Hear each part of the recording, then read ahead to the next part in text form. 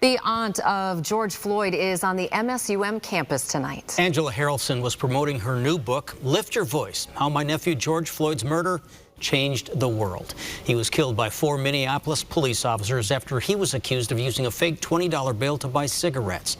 The 400-page memoir details the behind-the-scenes story of the Floyd family all the way back to the days of slavery. She spoke to a crowd of a few dozen inside the Roland Dill Center and signed copies of her book afterwards. Out of respect for George Floyd and his family mostly, George Floyd kind of changed the world, and he's changed my life. Harrelson says she wants people to read the book with an open mind. She says the book is much more than an in-depth look at our family, but a closer look at systemic racism, and she hopes it will give others strength. WDAY News reporter Matt Henson sat down with her one-on-one today to talk about what the past 3 years have been like for her family. I was angry, I was frustrated, I was mad. I just didn't know what to do with all these feelings.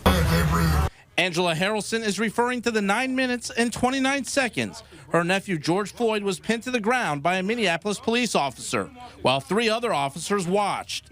She decided to put those emotions to paper. This would be an awesome way to make an impact, to really show what systemic racism is and how things came to this. Racism, she says, she has experienced since she was a little girl, that finally started to change when her nephew was murdered.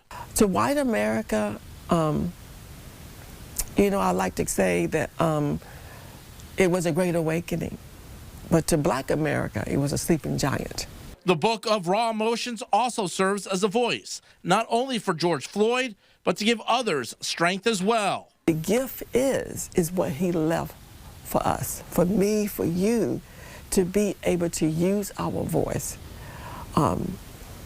when we see people being mistreated unfairly, to use our voice to stand up against racism.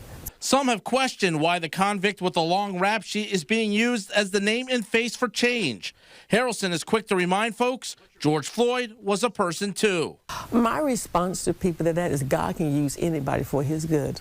Harrelson believes the fight has come a long way in the past 3 years, especially with police reform.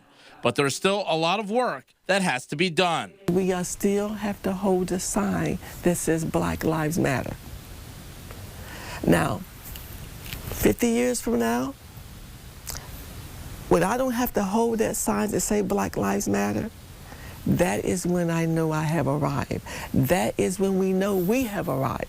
Tonight's event was sponsored by the MSUM Office of Diversity and Inclusion and the Women's Center.